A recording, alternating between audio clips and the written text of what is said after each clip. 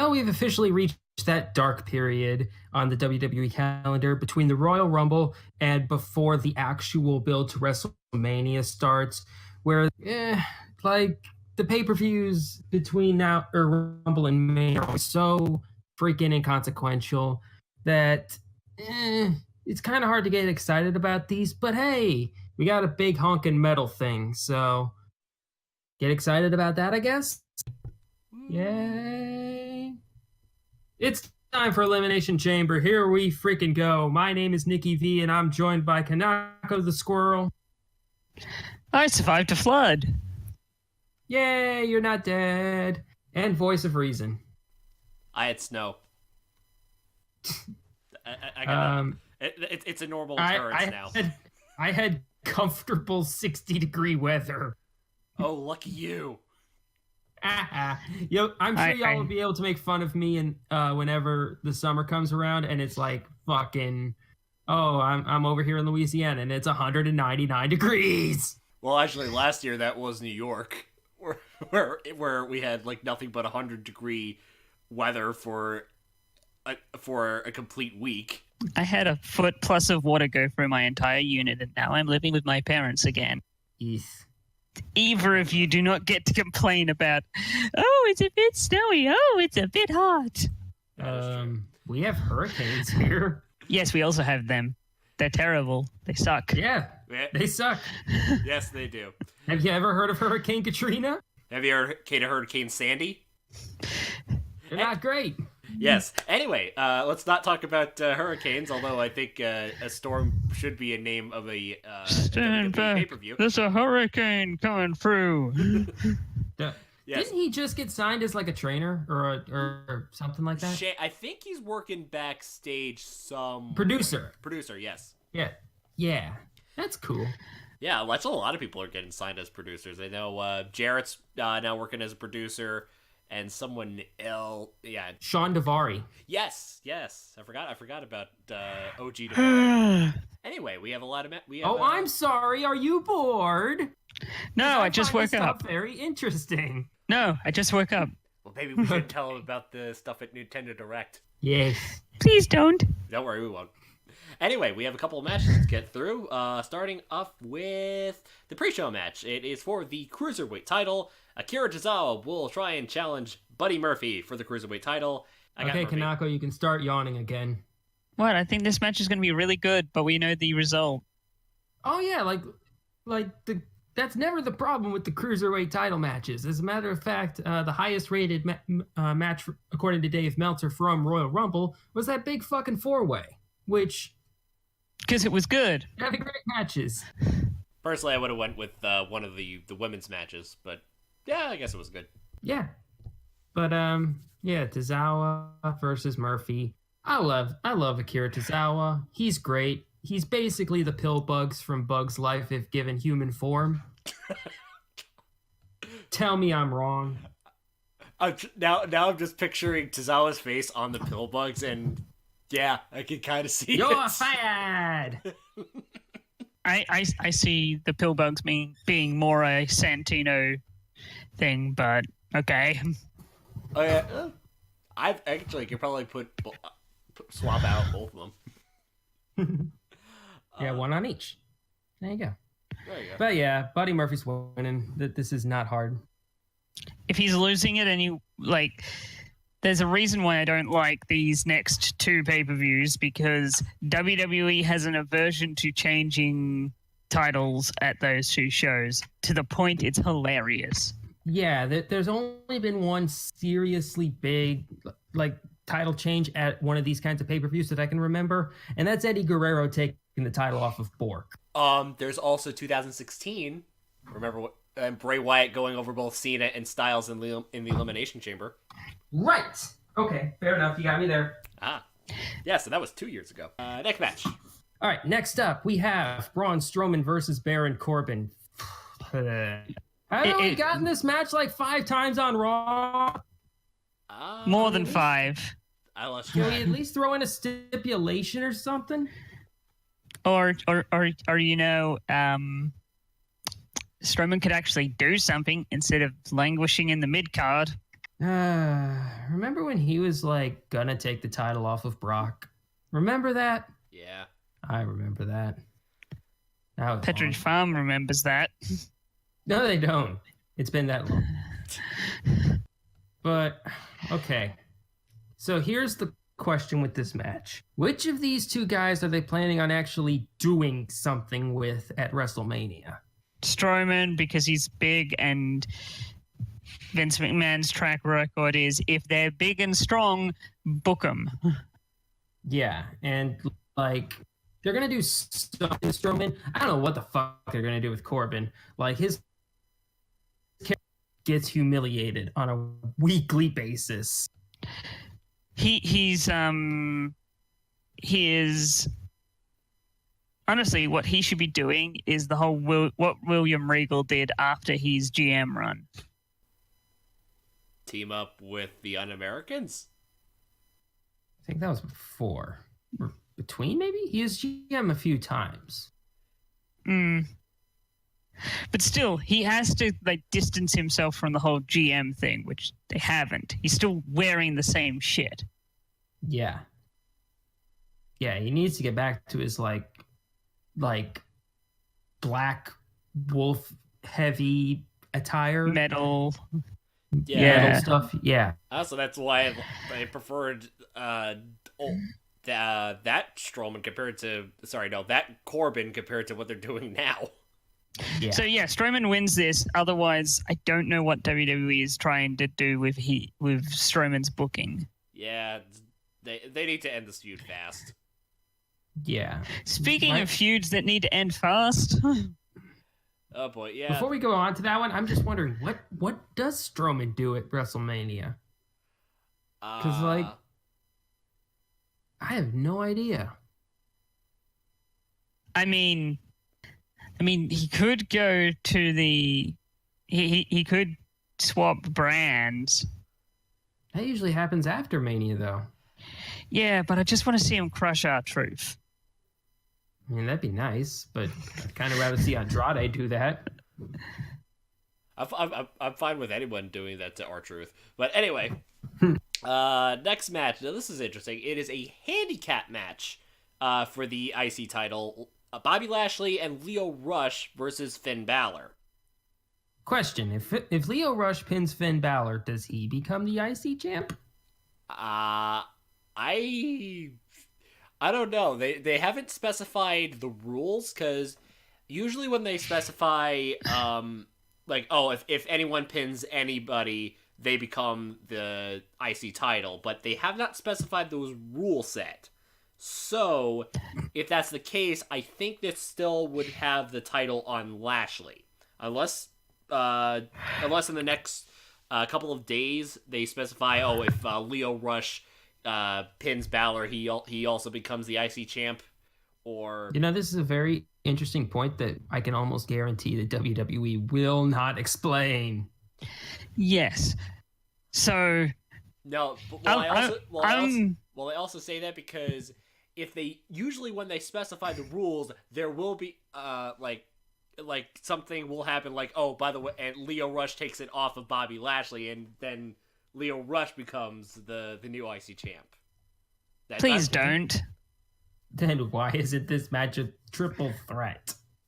Like, team-based matches for singles titles has always been the stupidest shit in the world to me.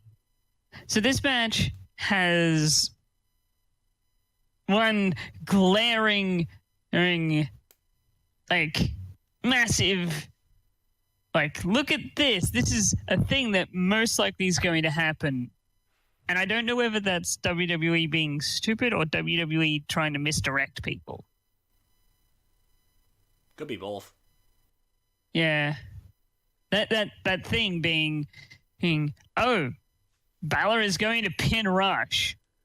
Yeah, they did that back when Rude and Gable won the tag titles. They had him pin fucking Piss Man, Drake Maverick. When you want to make someone lose a title, but you don't want to make them look weak, you make someone pin someone else. It almost sounded like you were doing a song there. No, I'm just tired. Anyway, I'm not harmonious. Anyway, who are we all taking? Balor. I'm going Lashley and Rush. Like, I don't know. This feud just doesn't feel like it's going anywhere. So No, but once they do get the title off of Lashley and firmly put it on Balor, I'm gonna say for now Lashley and Rush will retain it at Elimination Chamber. also, they've been kind of bouncing that Intercontinental title back and forth a lot lately. Like, they like Lashley. I think they're gonna have not him hold it for- really. They like him a little bit. Like, he's a big, strong dude. Oh no, I was saying bouncing the title around. They're not. Well, it went straight from Rollins to Ambrose, and then he held it for like 3 weeks, and then now it's Lashley. Like, it's done a little bit of bouncing. I mean, it hasn't been done as much bouting as, say, the U.S. title. True. Okay. I didn't think about the U.S. title because WWE sure as shit aren't. Yeah. Anyway, next match. Next match for the Raw Women's title, Ronda Rousey versus Ruby Riott. Now, This is filler.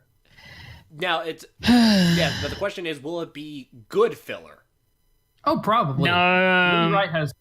Ruby Riott has good matches. Yes, but Ronda's matches have become so samey that they're boring. Well, this will be a little different. Like, she's going up against a faction this time. No, she's not, because the rest of the Riot Squad are in a match. So they can pop up at ringside and do a thing. Well, also keep in mind, Charlotte's at ringside as well. Oh, yeah. Yeah, she can watch from front row. I forgot about that. Woo. Whoa. But yeah, I'm sure this will be a great match. Like, looking at this card, it might end up being match of the night because last time Ruby Riott had a singles match at a pay-per-view, it was the tables match, which was fun, at least. And then before that, it was that match with Charlotte at last year's Fastlane, which was really fun. So, yeah, I think Riott goes. What am I about to say? I think Rousey wins and Riott looks good in the process.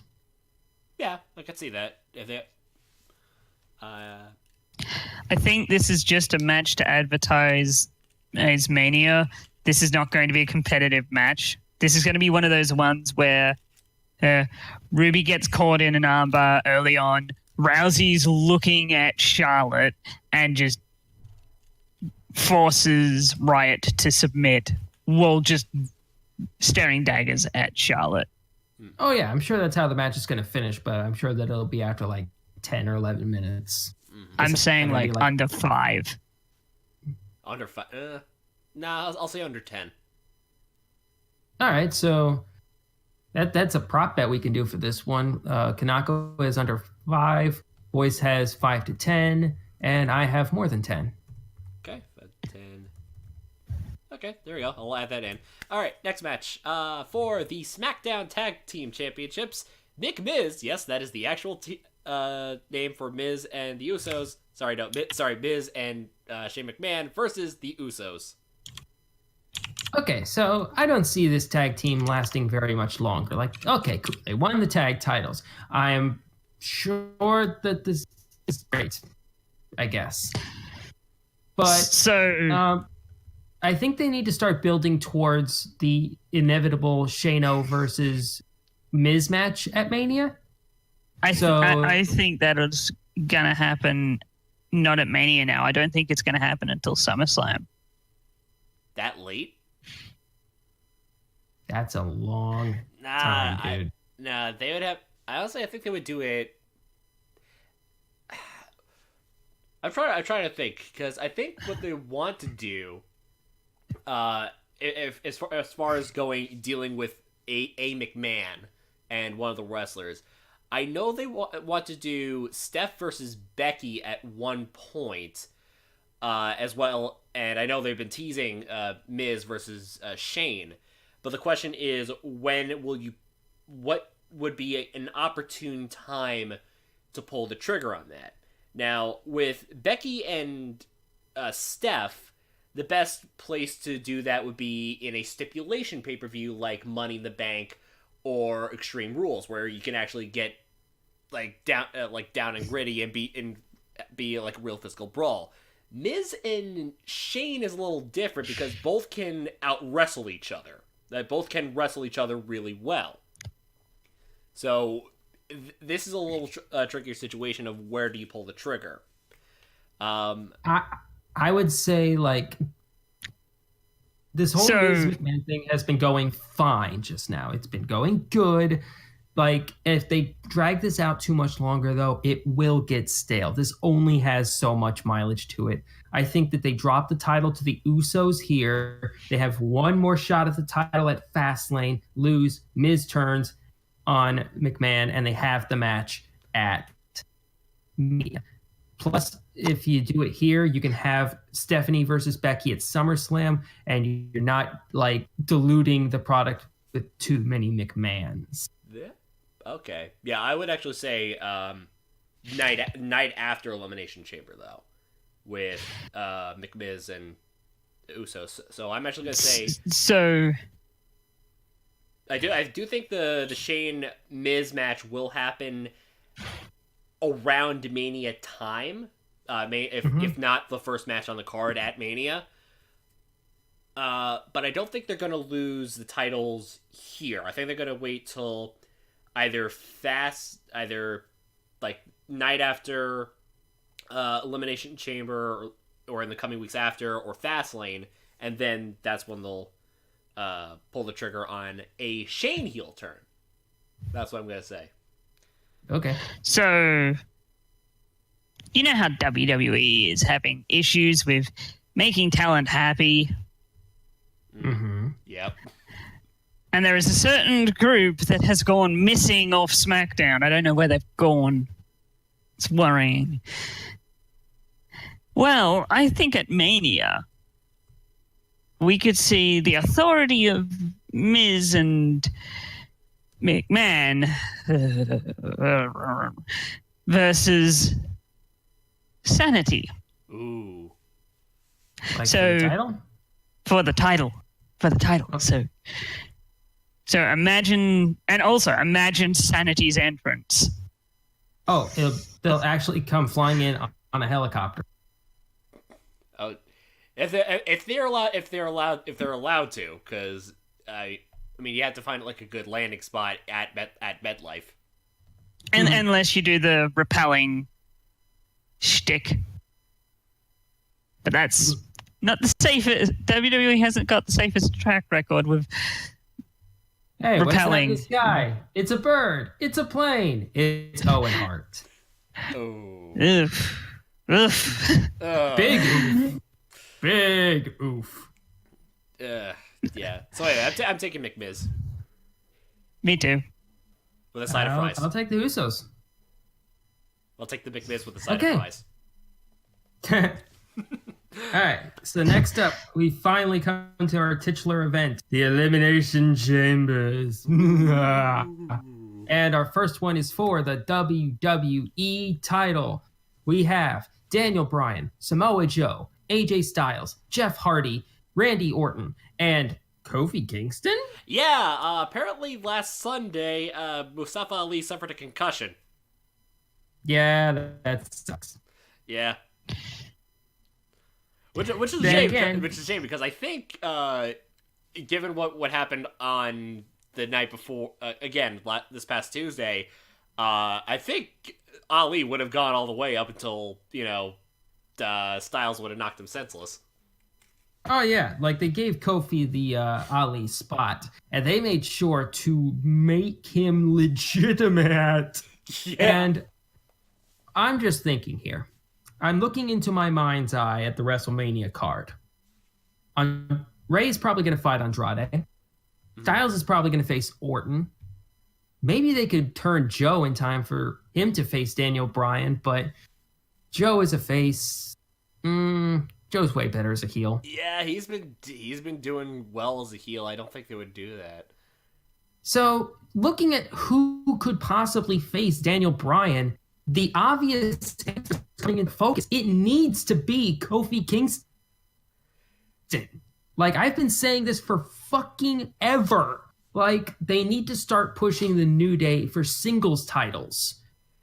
And I think that we're going to get Bryan versus Kingston at WrestleMania because the story for that is just too fucking good. Yeah, I can't argue against that. Like Bryan's anti-consumerism stuff versus the New Day who have like new merch every other week. Like, it's too good. That writes it, the story writes itself. And because of that, Bryan has to retain. Yeah. Like, there was a period of time where I was thinking they might have Joe win. Maybe?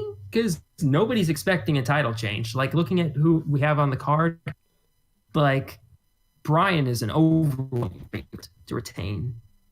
But yeah, well, if Bryan wins... No, I was going to say, even so, if Ali was still clear for this match, do you think they would do Ali versus Bryan at Mania? Maybe. I think they have him planned for either the WWE or United States title. I think they want him to do something at Mania. They just... I don't know if they think that maybe it's too early for Ali. So I think Ali will get his push after Mania. That's reasonable. Yeah. Well, I still think he should be in at least the U.S. title picture and actually give that thing fucking legitimacy and not on R-Truth. Yeah, boo. Okay. Can we talk about something real quick? What? Sure. Remember what I said at the Royal Rumble when I said there's too many heels on SmackDown and they need to turn somebody face like Shinsuke? Remember when I said that? Yeah. So what did they end up fucking doing? They turned fucking Rusev heel. Yeah. They turned everyone heel. WWE doesn't know how to make feel-good moments that aren't, I'm retiring. And they turned Elias heel.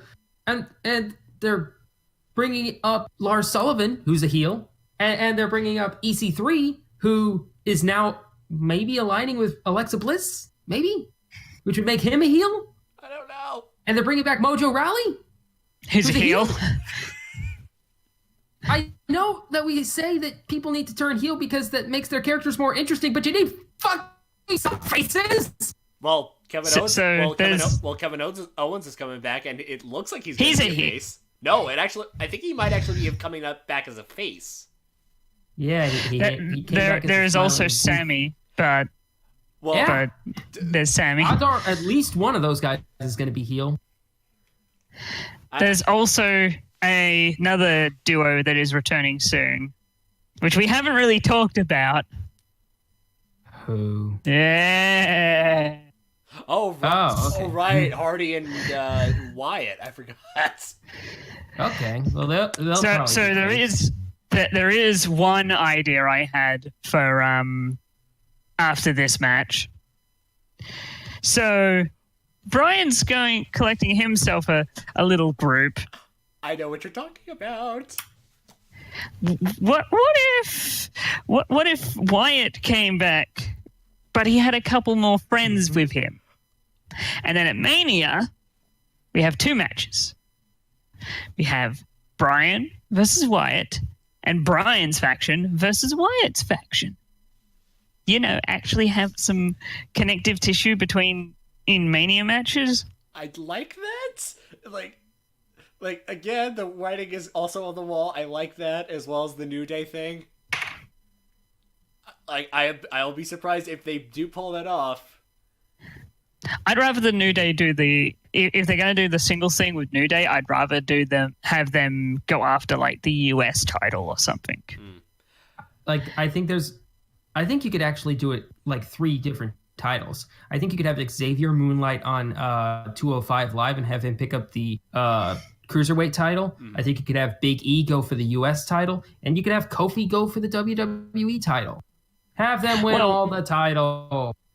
Well, what I was thinking is Kofi wins the US title. No, eventually loses it. Xavier wins it, eventually loses it. Big E challenges for it and fails. And Big E gets mad, and that's where we see the breakup of the New Day. Oh. Because we know WWE wants to break them up at some point. Yeah, but don't ever do that. Don't ever do that. Anyway, we have one more. Well, we're all for Brian at this point, right? Right. Yeah, there's no one the only person I could see winning this match and actually having the title is Styles, and I don't think they're going to hot potato the WWE title. Nah, the title change is going to happen at Mania, and it's going to be... Or SummerSlam. It depends on how long they want to do the Brian thing. Oh, I think it's going to end at WrestleMania, and it's going to drop to either Kingston or Wyatt or someone. Anyway, we have one more Elimination Chamber match. Kanaka, you want to talk about this one? Yay for women's tag team matches. There's only let's see. 1, 2, 3, 4. 4 dedicated tag teams in this match. One of these is literally just thrown together. Yeah, literally. Here's the thing. Fabulous Glow is a terrible team. Yeah. Not too long ago, they were feuding. Yep. But they dance, though. Fuck dancing. They dance, though. I don't want some Fortnite bullshit. Aren't you a fan of the flossing? I do it right now, but I'm sitting. Anyway, in this match, we have... The Boss and Hug Connection, Boo. which is the best tag team, but it's not It's the winning best it. tag team. It's the best tag team, but it's the worst name. Yes. Samoan Slaughterhouse, which is Tamina and Nia, even though... Ironically, they are the worst team, but they have the best name. So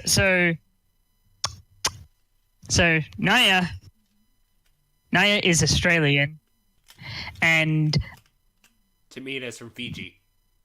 yes, but they're related to Samoans. They're related to The Rock and that one guy who killed that lady. There's that. Yep. they're also distantly related to a much better Samoan tag team. The Wild Samoans? Hey, Tomatonga. Oh, me it's Tonga Loa.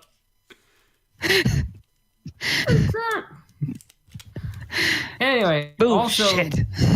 also featuring in this match are other tag teams that people probably care about. The Riott Squad. The Iconics. Ah. 1 second, I need to do some quick math. 1, 2, 6, 7. Nearly a third of the matches in this on this show have Australians. Huh, interesting. Yeah, Buddy Murphy and the Iconics and Nia Jax, technically speaking. And in this match, almost a third of the participants are Australian. Anyway, Fabulous Glow, which is you can take a guess who that is. I don't need to explain who that is. Mickey James and Mae Young. Ugh. And Absolution. And, yeah, Absolution. I'm going with the Riott Squad because I think they're going to hold it till Mania and then lose to Bayley and Sasha. I think that's the more likely thing to do, and then have Bayley and Sasha have the big moment at WrestleMania. I think that Bayley and Sasha will win it here because they want to have a big moment where someone big wins the title for the first. Like, yay! It's these two people who should probably be in Raw Women's title picture, but aren't. But yay! I'm going the wild card. I'm picking the Iconics. That they are one of the more entertaining heel teams on SmackDown right now. And I think it would be really funny if these two pull off some like law of transitive property stuff, like Lake Cool. I mean, you know, if Lake Cool minus the Mean Girl stuff, because the Iconics. But you reminded me what? of Lake Cool. Sorry. But Iconics are better because they actually have chemistry and talent. Yep. Oh, that's mean. No, Michelle McCool's fine. Layla, But yeah, I do love the Iconics. Like, they're great. Like, they are hella entertaining. But, like, I don't know. I just see them wanting to do something, like have a big old celebration at the end, like, oh, yay, Boston Hug. And then they go on to Mania to fight, like, I don't know, Jessamine Duke and Maria Shafir. They get called up. That'd be neat. Yeah, our heart's not really into this because it's, you know, it's February. Yeah, it's February. It's the downtime of the year for wrestling. Yeah. Yeah, like it'll pick back up like basically right after Fastlane, and at this point we're just kind of lining up the pieces for WrestleMania. You know, making sure this person has the title, establishing this person as a good challenger. Blah blah blah blah blah. Like, Fastlane's gonna happen, and then we'll finally be on the road to WrestleMania proper. And until then, this is all just kind of fluff. Yep. But until then, nice seeing you guys. Kanako, definitely check out the Nintendo Direct after this. And until then, we plan to. Yes. Until then, we will see you next time in March for Fastlane. Vroom vroom.